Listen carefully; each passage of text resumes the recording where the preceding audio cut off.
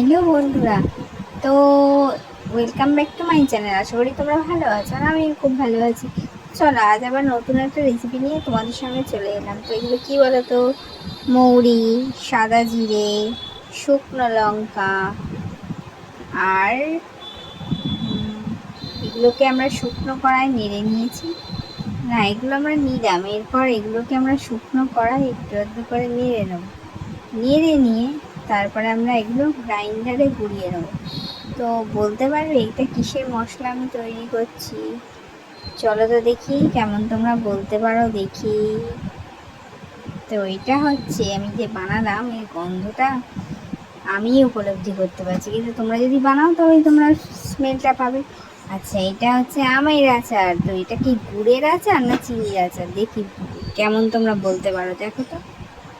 তো এই যে আমাদের কাঁচা আম এখন আমরা কেটে নিচ্ছি।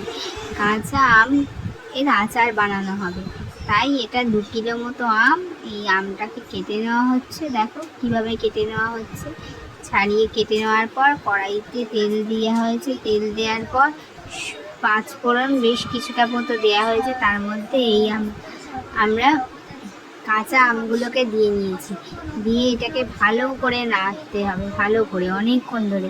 এই আচারটা বানানোর জন্য কিন্তু প্রচুর টেস্টি হয়, আমার খুব ফেভারিট এই আচারটা, তাই আমি এই রেসিপিটা তোমাদের সাথে শেয়ার করছি। তোমরাও বাড়িতে বানিয়ে খেয়ে দেখতে পারো এটা কেমন হয়। পুরো জ্যামের মতো, খুব ভালো। তো এবার দেখো, আমরা এই যে নাড়ছি এটাকে, মোটামুটি এই আচারটা বানানোর জন্য 1 ঘন্টা থেকে 1.5 ঘন্টা টাইম লাগবে। এরপর আমরা এই যে চিনি দিয়ে দিলাম। 2 কিলো আমে হাফ চিনি লাগবে। 2 কিলোর হাফ কত? 1 কিলো চিনি, তার মানে লাগবে। তো এই যে 1 কিলো চিনি আমরা দিয়ে দিলাম এর মধ্যে। তো এবার ভালো করে নাড়তে হবে আর কি। দেখো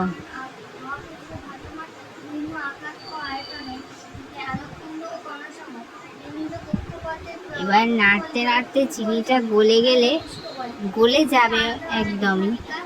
তো তার মানে এতক্ষণে তোমরা ধরিয়ে ফেলেছো আচারটা কিন্তু গুড়ের আচার না, এটা চিনিরই আচার। কিন্তু মানে বানানোর পর কালারটা এত সুন্দর আসবে, এটা মনে হবে গুড়ের আচার, খেতেও মনে হবে গুড়ের আচারের মতোই। তো দেখতে থাকো আমরা কেমনভাবে বানাই রেসিপিটা।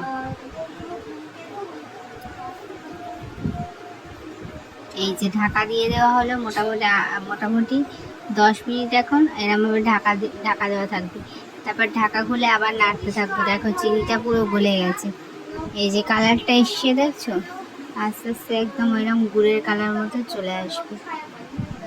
আবার নাড়তে থাকতে হবে কিছুক্ষণের জন্য, আবার নাড়ানাড়ি করে আবার এটাকে ঢাকা দিয়ে দিতে হবে। দেখো আমগুলো এবার আমরা খুন্তি দিয়ে দেখছি আমগুলো নরম হয়েছে কিনা। আমগুলো মানে এই চিনি রসেতেই সেদ্ধ হয়ে যাবে। তো এইভাবে নাড়তে হবে, সমানে নেড়ে যেতে হবে, না হলে। আর গ্যাসের নবটা একদম কমিয়ে দিতে হবে।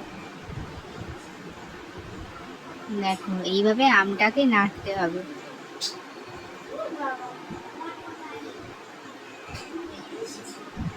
দেখো কালারটা এবার আস্তে আস্তে আসছে, দেখছো? ঠিক এইভাবে নেড়ে যেতে হবে, মাঝে মাঝেই ঢাকনা খুলে এরমভাবে নেড়ে যেতে হবে।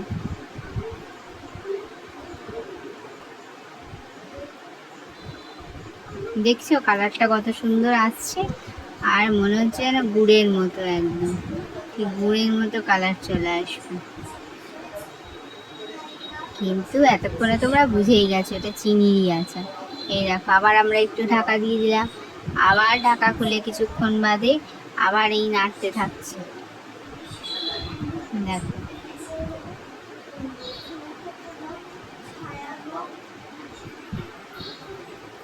দেখো এইভাবে নাড়তে নাড়তে একদম একদম এইরকম অরিজিনাল কালার, মানে গুড়ের কালারটা চলে আসবে। দেখো,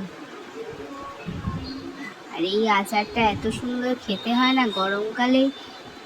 এই দেখো এবার আমাদের আচার পুরো রেডি। তো তোমরা এই আচারটাকে দেখে কি মনে হচ্ছে এটা গুড়ের না চিনির আচার? চিনিরই আচার, আর খেতেও খুব সুন্দর। তো বন্ধুরা আমাদের এই আমের আচার রেডি। তো এই রেসিপিটা যদি তোমাদের ভালো লাগে তাহলে like, comment, share and subscribe করে দিও আমার চ্যানেলটাকে। আর বাড়িতে একদিন ট্রাই করে দেখো। আর এই দেখো আমাদের আচার রেডি, আর এর ওপর আমার মশলাটাকে ছড়িয়ে দিচ্ছি। তো আজকের মতো টাটা।